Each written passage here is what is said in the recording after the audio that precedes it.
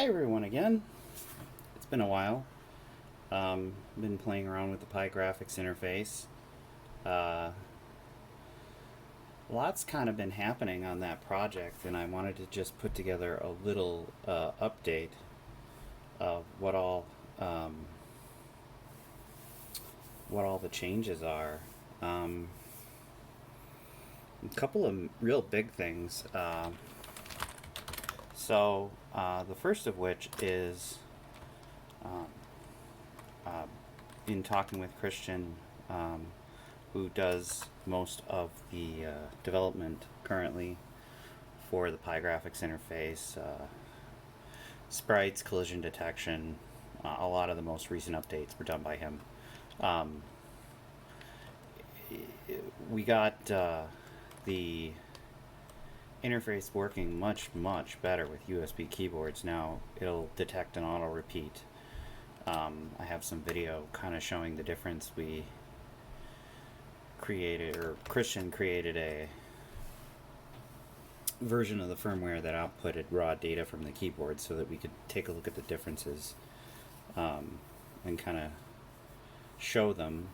But basically there were two ways that USB keyboards were being read by the interface, and the second, more common one for me anyway, although there must be quite a few of the other keyboards, wasn't supported quite as well. And now, as you can see, you can hold down a key and it'll auto repeat just fine. So that's squared away, as before that wasn't working. Another thing that got done is Christian expanded the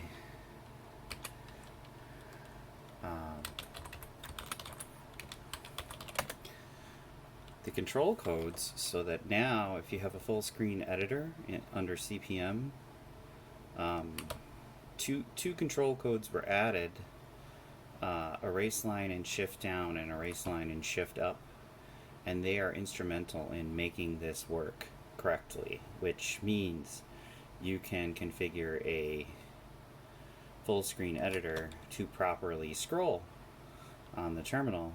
And most people who are working with the Z80 MBC2 or a similar serial port outputting Z80 rig, like the RC 2014, who use it through terminal interface like PUTTY, that was working because those control codes were implemented. This is nice because the PiGFX interface, you can get that board for $5. Most of the hardware terminal emulators out there are more expensive than that, and a lot of them, the cheaper ones anyway, do not support those control codes. So that's useful for that. It's useful for certain full screen games, but for me specifically, this is the big help. The other thing that got supported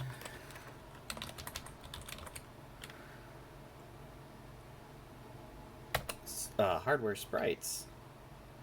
So I made this little program that just bounces a ball between two walls. There's no interface from the computer. This just simply is testing the functionality. I used my buzzer that I have wired in to the general purpose I/O on the Z80 MBC2 to create the sound. But essentially,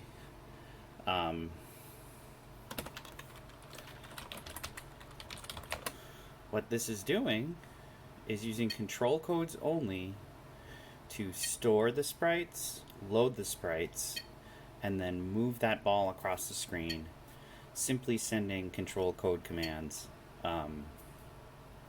to the graphics interface. You could bring up the segment, the code to load those sprites as a segment under Pascal, load them, and completely unload them from the memory on the host computer, and they would still be in there. So that's kind of neat. The other thing is the collision between the two sprites is detected. In this case, we're just using the key pressed routine to detect a key press, because those sprites, the sprite data is sent as a full key press. Now, under Pascal, you would have to write a custom driver using either the BIOS procedure or the port procedure, because the serial port is exposed to the Z80 directly through the Arduino on this computer. Although, I mean, if you were using a traditional SIO, that would be also the case. You can use the port command to directly read that data and capture the control codes. So it's not impossible, it's just with a lot of the higher level languages that run on the Z80, this is pretty much what you can do. And I'm sure there's ways of doing it slightly, probably. It really just kind of depends upon how the get key like command is in your language that you're using, for lack of a better term. Key pressed simply queries the BIOS routine for CPM to determine if a key was pressed, and it's a Boolean logic statement. So it does not output the value of the key that was pressed. It outputs whether or not a key was pressed as a true or false statement. So you can determine a collision occurred, but you can't read in any of the information. Also, the read command, if you point it at the keyboard interface, regardless of whether or not you use readline or read, still expects a carriage return. So it would be unreasonable to completely reprogram the graphics interface to send a carriage return at the end of each set of data that it sends, because the interface isn't going to get used like that pretty much most other places that it's used. For instance, if someone were to be using PiGFX as a serial graphics output for a homebrew console that's running on an Arduino, you wouldn't need to have a carriage return sent with those coordinates or those sprite IDs, because you can just raw read from the port. So it can be done. I just didn't do it because I was throwing something together here. So I can show you a little of the code, but I'll find a place to upload,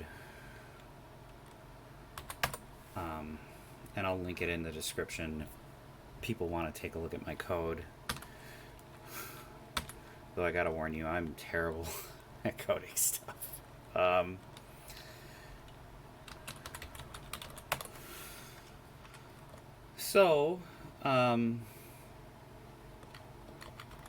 always declare a constant for the beginning of just about every control sequence, because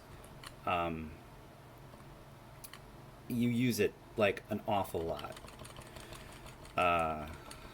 So basically, if we get down here into the guts of the program, we're basically just sending control codes. Regular control codes, just like if you were making an ANSI graphics menu or something with text mode. We do set it to graphics mode.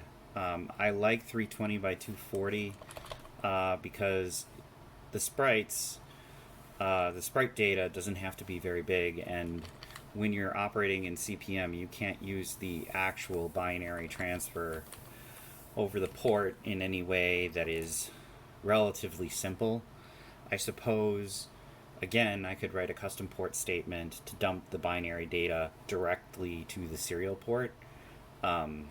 It would depend upon the kind of protections that are in place with the CPM kernel, and I'm not that knowledgeable. So this is a very, very fast and dirty, easy way to do it. But basically, this command here uses run length encoding to make a 4x4 ball. The 16 is, we're sending the data in hexadecimal. A is the end of the control code, and then all the data that follows up until the last semicolon is bitmap data. So I'm sending the color 9 for 16 pixels, which is 4 times 4. So that makes the ball red. And then the two walls are similarly mapped. It's a 4x20 wall. Data sent in hexadecimal. B is the hexadecimal value for yellow. And then it sends it 80 pixels long, which is 4 times 20. Then there's some text mode loading. Actually, it's not text mode. It's fonts mapped on top of the MCGA mode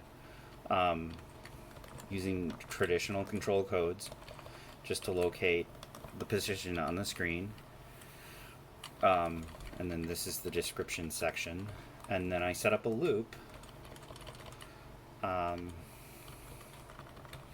These two statements draw the walls, and then the loop basically checks the direction, which is literally just a character function that I created, or a procedure that basically toggles the value of direction, which is a character. So if the direction is L, then it makes it R, and it implements the variable that creates the collision, or that tracks the collision, excuse me. And it runs through that and just keeps moving the sprite using this command right here. So again, if you had relatively large, complex sprites to take up a lot of memory, like for instance, if these were detailed and larger and had lots of pixel information, they would need to be stored in memory on the host computer as they were loaded. But as soon as you load them to the PiGFX interface's memory, you can actually completely free up that memory. So that is a huge boon, because it makes an interface that's kind of like something that has its own dedicated memory. And then it supports 256 colors in just about every mode, every resolution that it has available in some way or another.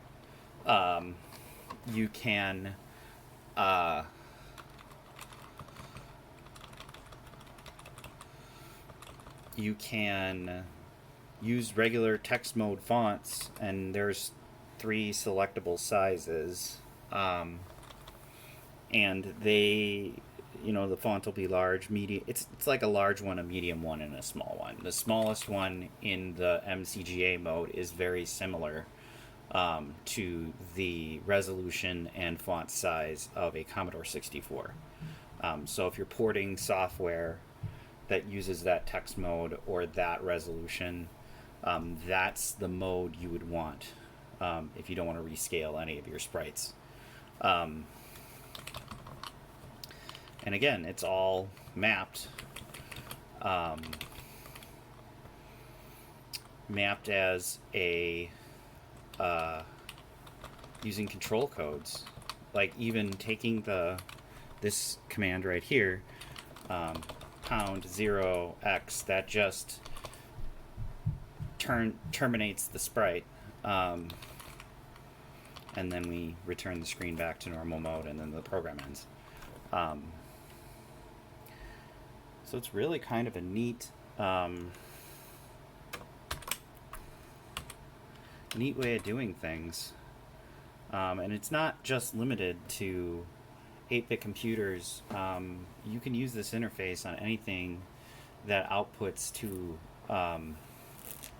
a traditional serial ASCII terminal, or anything that has a serial ASCII output. For instance, if you wanted, you could hook a traditional serial interface up to a classic computer, rewrite the BIOS to output to this instead of whatever internal graphics chip. That would be a lot of work, but it would work. Not very practical because, some of these video chips that have 8-bit interfaces, and that is planned for the PiGFX, it's just not implemented yet. They're a lot easier to handle just simply because you don't have to load a bitmap through serial. So, but this is very, very robust for something so simple and inexpensive, and that's why I like it. So what's next? Well, I know some of you probably saw the pictures of my sprite map generator, and that was almost a complete full stop after about 2 days of work. I ran into issues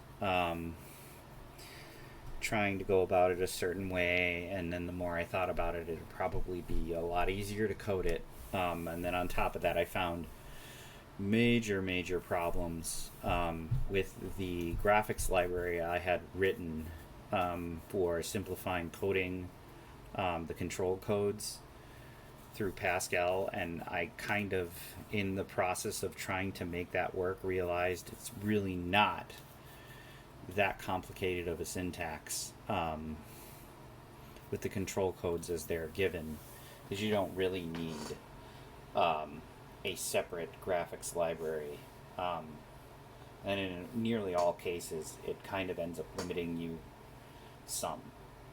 So the other thing that's kind of a downer, if you're using collision detection with the interface, and you're using something similar to the key pressed sequence, because it comes in through the standard input CPM and is registered as a keyboard request, you're going to end up seeing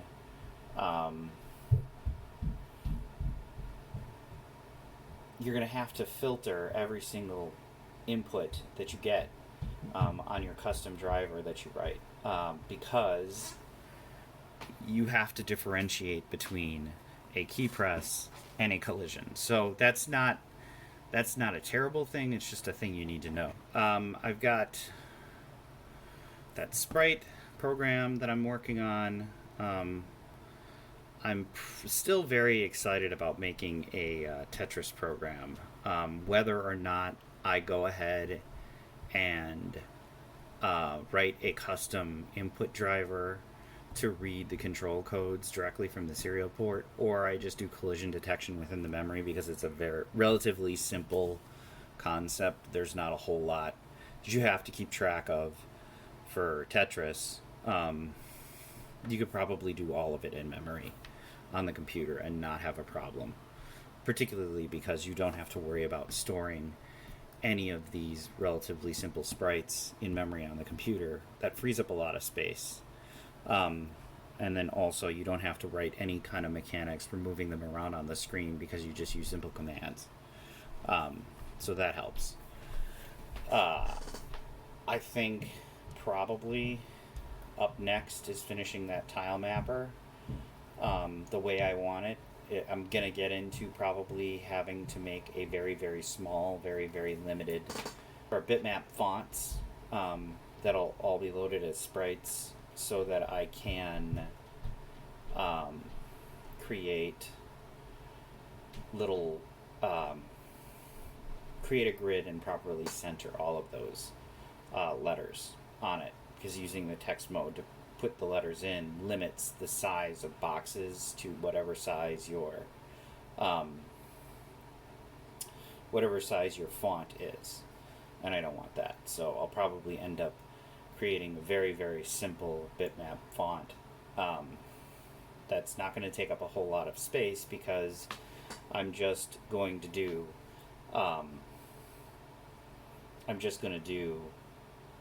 a 0 through 9 and A through F. I think that's probably all I will need, because I can use hexadecimal to plot the pixel positions inside the font, and then I have to write an interface and something that does syntax scanning so that you can use the keyboard to input pixel positions, and then I have to write something to output the sprite data to something the computer can use more easily, like an includable file in Pascal, a text file, like a raw text file. You just dump a text file with pixel information to the terminal, and we can tell that this is still loading, because as you can see, and I'm gonna reposition this here, that LED blinking there, that's data coming off the SD card, and that LED over there, that's the LED that's on the Pi that tells us whether or not it's stopped functioning. But like you can see here, it's still kind of just sitting there, and that's because this bitmap that I'm loading contains all the sprites for quite a large, I mean, you can also see that's the activity on the CPU, the IO operation light, and the DMA light is going so fast that it's barely lighting up. So we're really loading a lot, and it takes probably a minute or two. So, and I'll put the time up there on the screen as to how long that took.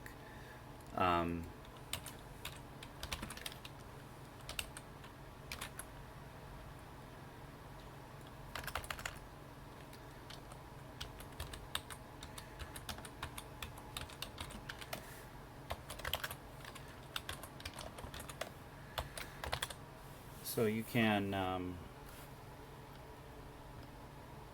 kind of see how this all works, and it's going to happen so quickly.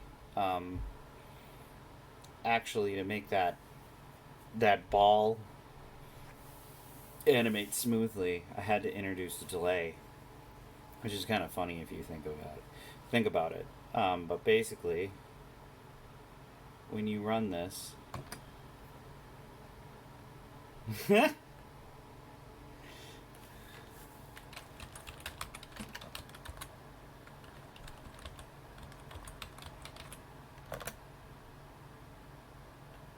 pretty cool. Very unique interface.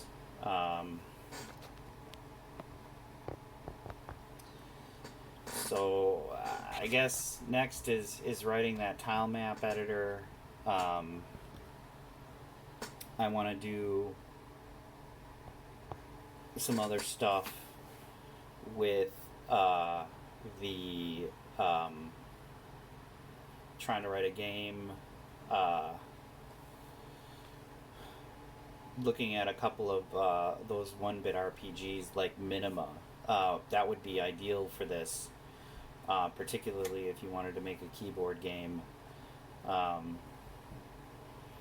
or another turn-based or pseudo turn-based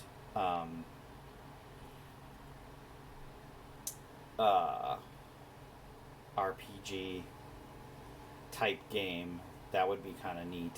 The other thing I've been kicking around is maybe doing another custom PCB for the PiGFX interface that just kind of gives you some solder points to put the terminal on to that breaks out the uh, um, the video port and the PS2 port and maybe a full-size USB port that would actually sit underneath the MBC2 um, or the MBC type computers. Just you would basically run a small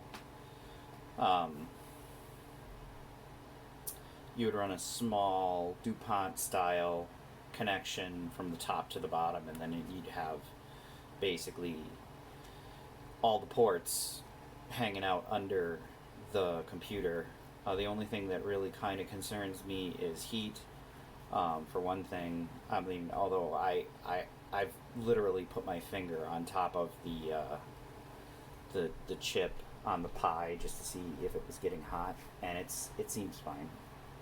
So that's one thing I was thinking about, kind of kicking it around.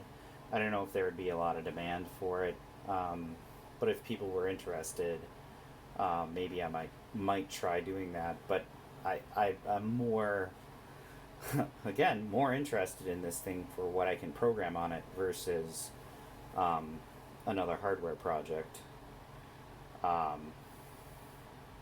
So, I mean, I have no problem doing another custom PCB. It's just time, energy, and money. And I've been so busy lately with work and other things. So it's just kind of one of those things where what do I want to do with the time I have that is really very, very small. So I hope you guys like this. I hope it kind of showed you some of the things we can do with this terminal and how robust it is. Let me know what you guys think. Thanks for watching.